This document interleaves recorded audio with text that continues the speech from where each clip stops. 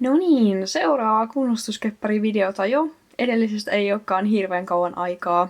Jos ette ole kattonut sitä, niin käykääs katsomassa. Tää on aika pian sen jälkeen, kun mä kunnostin ne 2 heppaa, mutta mä en tätä videota kuitenkaan julkaise sitten ihan heti sen perään. Joten tää video tulee nyt aika paljon myöhemmin kuin milloin mä oon nämä hepat kunnostanut. Nyt on sopivasti aikaa ja motivaatiota taas lähteä tekemään uusia kunnostuskeppareita. Niin kurkataan se, mitä multa täältä kunnostuskepparilaatikosta oikein löytyy. Mulla ei aivan hirveän montaa heppaa enää ole jäljellä. Ja mulla on mikrofoni edelleen huollossa, niin sori huonosta äänenlaadusta, sille ei nyt voida mitään. Koitan sen editoidessa sitten saada mahdollisimman hyväksi, mutta nyt ei voi mitään. Mutta ensimmäisenä meillä on tässä tällainen musta fliiseheppa. Tää on tällainen poni- ja hevoskoon välistä muhairharjalla ja teillä on täällä joku lyhyehkö piirron tapainen. Sitten löytyy tällainen, no tää on varsakokoinen fliiseheppa myöskin lyhyellä pörröpystyharjalla. Ja tää on itse asiassa samaa lankaa kuin sen edellisen kunnostusvideon karvahepan harja ja avattuna. Sitten löytyy mun tekemä vanha kustomikokoinen poni, silloin kun mulla vielä ei ollut ponikaavaa. Tää on karvakangaasta ja ilmeisesti tää on kastunut, koska siis tää karva on ihan tällaista pörröstä. Joo, tätä ei ainakaan ole karstattu ikinä, eli karvaa ei ole mitenkään huollettu. Mutta siitä pitäisi kyllä saada paljon paremman näköinen kunnostuksella. Ei siinä mitään. Sitten täältä löytyy tällainen vähän isompi heppa. Tämän näköinen. Tääkin on fliiseä. Tällaisella pitkällä harjalla. Tää on uusimpia kunnostuksia, mitä mä oon hommannut. Taisi tulla samat henkilöltä kuin toi varsa ja sit just edellisellä videolla olevat tai olleet kunnostukset. Tämän näköinen. Viimeisenä meillä on vanhin kunnostus, mitä mä oon täällä säästellyt. Eli tämä myöskin fliiseheppa itse asiassa. Harmaa ja sillä on tällainen kiva merkki. Pitkä muhairharja. Ja siis tää on, melkein voisin sanoa, että vuodelta 2024, siis kun mä olen tän saanut. Ja syy, miksi mä oon tätä vähän säästellyt, on, että tää on mahdollisesti keppari, jonka mä pitäisin itselläni, mikä on hyvinkin epätavallista. Mulla on vähän suunnitelmia, että miksi mä mahdollisesti rupeisin pitämään tai hankkiin jotain uusia keppareita itselle. Pidän myös sen vaihtoehdon avoimena. Elikkä täältä löytyi tosiaan 3 kirjavaa ja sitten 2 yksiväristä kepparia. Jos ootte aikaisemmin seuraillut mua tai katsonut ihan vaikka näitä kunnostusvideoita, niin mä teen yleensä aina 2 kunnostettavaa kerrallaan, koska nämä on paljon nopeampia ja helpompia tehdä kuin alusta asti uusi keppihevonen. Ja muutenkin mä tykkään aina edistää useampaa kuin yhtä kepparia kerralla. Valitaan näistä nyt 2, jotka kunnostetaan tällä videolla. Täytyy heti sanoa, että nämä on kaikki nyt sellaisia, että näissä ei aivan hirveän paljon pitäisi olla työtä. Eli taas tällaisia suht helppoja ja nopeita kunnostusprojekteja. Näistä nyt on itse asiassa muutamakin sellainen, jonka mä mahdollisesti pitäisin itsellä. Ja ne on tää harmaa heppa, sitten tää poni, joka oli mun suosikki jo ihan siitä lähtien, kun mä sen tein. En muista nyt miltä vuodelta, mutta mä kirjoitan tähän näytölle sen. Ja on aika harvinaista. Tää on nyt ensimmäinen mun oma tekemä heppa, joka niin kuin tulee mulle kunnostusprojektiksi. Toki mulla kunnostuksessa on käynyt siis mun tekemiä, mutta muiden omistamia keppareita. Eli siis nämä kunnostusprojektit on nyt mun omistamia. Mä oon joko saanut tai ostanut ne. Ne on just tällaisia nuhjusia, rikkinäisiä, tai muuten niitä pitää vähän korjailla, vähän refreshata. Ja sit yleensä ne tulee myyntiin, mutta nyt on mahdollista, että pitäisin myös itsellä. Sitten tää musta, kun tää oli täytteessä, niin myös oli sellainen, että mahdollisesti voisin pitää, mä tykkäsin tästä tosi paljon. Ja sitten tää on tää kirjava. Tästäkin mä tykkään aika paljon. Ja kuvien perusteella, mitä mä näin ennen kuin mä sain tän, niin oli sellainen, että mahdollisesti voisin pitää itsellä. Mutta tää on ehkä vähän iso mun makuun. Myös mahdollisesti sellainen, jonka pitäisin. Ja sitten tää varsa. No tää nyt ei ole silleen sellainen, jonka pitäisin, jotta tää tulisi sitten myyntiin. Jaha, nyttikissa on siinä heti tiellä. Joo, kiva. Voisin sä siirtää se häntäs muualle. Nytti, hei. Ees nyt. No kiva juttu, istu siihen. Jotta.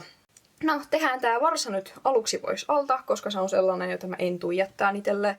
haluaisin nyt tietysti mahdollisimman pian sen myyntiin ja pois tuolta korista pyörimästä. No niin, nyt mene sinä nyt siitä, kun susta lähtee karvoja. Niin, nyt täällä on kissan karvoja kuinka paljon. Ensimmäiseksi kunnostukseksi valitaan tämä varsa. Mä en tiedä, onko tässä sinänsä ihan hirveästi työtä. Täältä on vähän tummennokset haalistuneet tuolta turvasta ja pikkusen tuolta silmän ympäriltä myös. Ja korvat on hyvin kiinni, eikä vaadi pesua. No tää harja, ehkä nyt ei väriltään mätsää mitenkään parhaiten, mutta ei se nyt huono oo. Hei taas nytti. Mutta se loppuu täällä aika niin kuin yläkaulassa, että se saisi jatkuu alemmas. Niin katsotaan, jos mä saisin sitä ehkä jatkettua vähän alemmas. Ja sitten pakko sanoa, että nämä solmut täällä on aika, no niin, kiva nytti. Joo, se on kamera. Niin ja siis olin sanomassa, että nämä solmut on täällä aika isot. Jotta katsotaan, mitä tälle harjalle sitten tehtäisiin. Niin sinänsä tässä ei niin kuin ole juuri mitään korjattavaa. Mitäs sitten? Mietin nyt tämän kirjavan ja mustan väliltä. Musta on ollut mulla huomattavasti kauemman. Ja sitten täällä on kans korvankärjestä nämä väritykset vähän haalistuneet. No, valopilkut on kans tälleen tosi haaleat. Valitaan nyt tää musta. Tääkin on aika simppeli. Ja mitäs tässä nyt sitten? No, täällä on tää mohairharja. Tää on tällainen aika paakkuuntunut, että ne pitää erotella ja varmaan vähän tuuhentaa. Ja sitten täällä niskassa ihan tosi pitkä tällainen kaljukohta, niin siihen pitää lisätä harjaa. Ja nämä korvat on hieman huonosti kiinni, lähtemässä irti. Ja siis täällä on joku pahvi ilmeisesti sisällä. Se on siellä nyt vähän ilmeisesti miten sattuu, eli tämä korvan sisäpuoli haluaa lähteä tälleen pullistumaan tuolta ulos, niin korvat pitää irrottaa ainakin. Ja tässä on tosi paljon kaikkea niin kuin moskaa. No toki siinä nyt on kissankarvojakin jo aika paljon, mutta siis oli jo mulle tullessaan. Täällä on joku pieni likatahra. Onko täällä muuta sitten? Ei näy muita likatahroja, joita ei tarvitse koko heppaa pestä, mutta toi pitää sitten putsata. Ja saumat näyttäisi ihan olevan tässäkin hyvin ommeltu, ei ole mitään reikiä. Ja ylipäätään näiden heppojen muoto nyt vaikuttaa hyvältä, että sitä ei tarvi lähteä muokkaamaan. Mutta sitten joo, tällä on nämä sieraimet. Siis näitä ei niinku näe täältä. Ne on aika näkymättömät ja vähän liian pienet tälle hepalle ehkävä. Jotta sieraimille pitää tehdä jotain. Jos en mä niitä vaihda, niin sitten tummentaa. Ei kai siinä. Aloitetaan sillä, että täytetään nämä kepparit. Ja katsotaan siitä sitten paremmin, että mitä lähdetään näille tekemään. Ja muuten, jos näillä kunnostusvideoilla bongaatte jonkun kepparin, jonka tekijän te tiedätte, niin ilman muuta kertokaa mulle. Koska iso osa näistä keppareista, mitä mulle tulee, niin tekijä ei ole tiedossa. Osalle selviää tekijä sitten jälkikäteen. Ja osan tietysti mä saan tai ostan suoraan sieltä keppiosan tekijältä suurimman osan. Mutta osa on just sellaisia, että tekijästä ei ole mitään tietoa. Niin jos tunnistatte näitä, tai vaikka noilta vanhemmilta videoilta niitä kunnostuksia, niin kommentoikaa ihmeessä.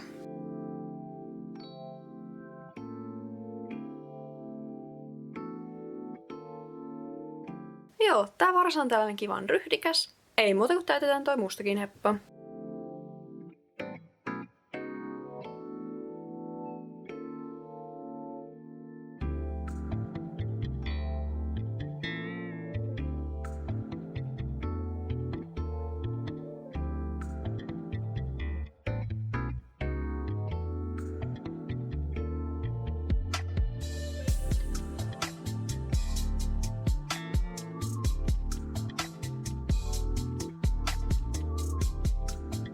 Revitäänpä sitten seuraavaksi korvat tältä hepalta pois. Ja avataan ne, koska mun pitää tosiaan laittaa uudet kovikkeet tonne sisälle ja ommella ne sit uudelleen kiinni.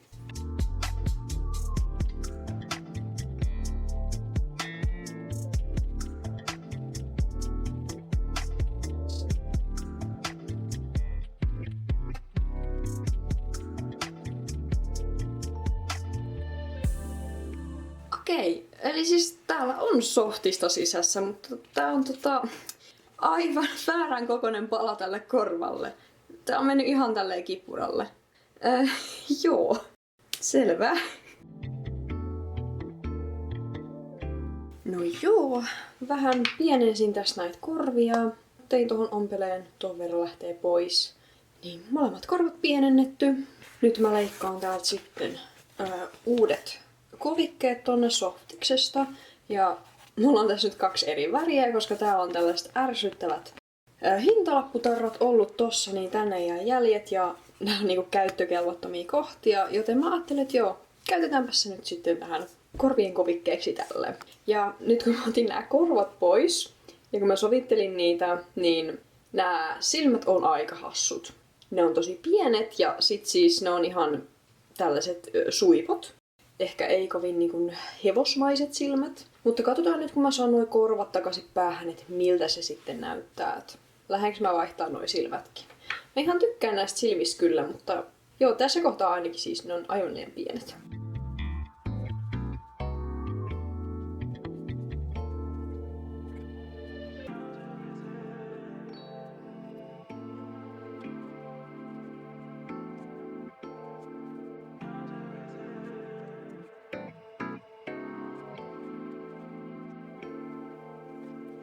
No joo, vielä vähän ommeltavaa näissä korvissa, mutta sitten tää otsaharja, tää on siis ihan tosi takana nyt. Nämä korvat tuli ihan pikkusen eteenpäin ja ne ei ole enää niin valtavat.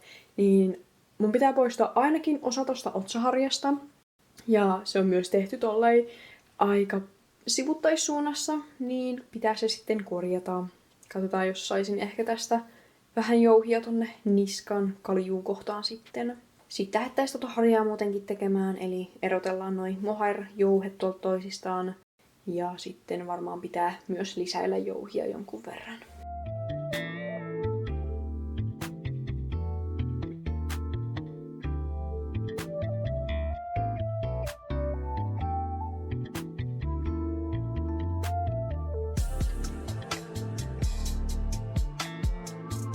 Joo, päätin, että jatkan tosiaan vähän tänne alakaulaan nyt tätä mustan hevosen harjaa, koska nyt se alkaa niinku tosi ylhäältä. Ja sitten vielä vähän laitan tonne niskaan myös lisää. Ja parannan tota otsaharjaa, kun nyt se on vaan tollanen muutama hassu rivi tossa sivuttain, niin teen siitä sit vähän paremman. Mulla on samaa lankaa kuin mitä tän harjassa on käytetty. Ja sitten tietysti tasaillaan noi jouhien päät, kun saadaan tää tehtyä.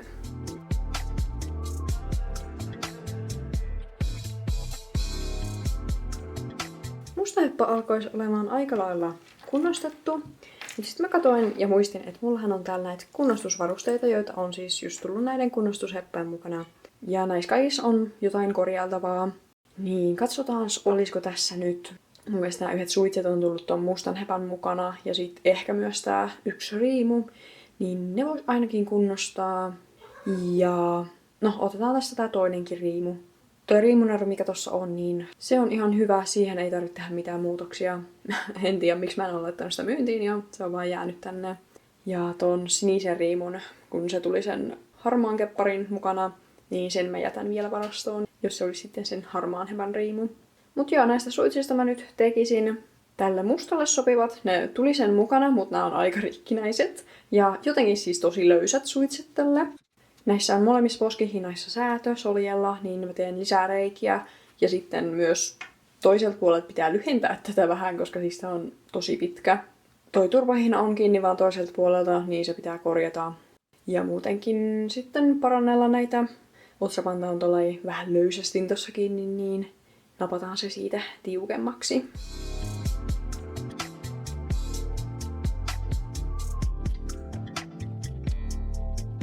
Toinen riimu, tää on ihan tällainen mennyt hapsuseksi, aivan täysin purkautunut osasta niinku sivuistakin näistä hihnoista, mikä on vähän mielenkiintoista. Mä en tiedä mitä tälle on käynyt. Niin mä poltan nämä kaikki hapsut tästä, tai ensin tietysti leikkaan ne mahdollisimman hyvin pois. Ja näyttää siltä, että toi niskahihna pitää kokonaan uusia, koska se on ihan tosi kulunut. Ja siitä on tää heijastin osa lähtenyt pois. No joo, nyt on taas seuraava päivä. Ja katsotaan sitä varsaa nyt. Mä vahvistan sille noi tummennokset ja teen sitten noi korvankärjet vähän paremmin. Ja mulla pitäisi olla täällä juuri sopivan värinen tussi tähän.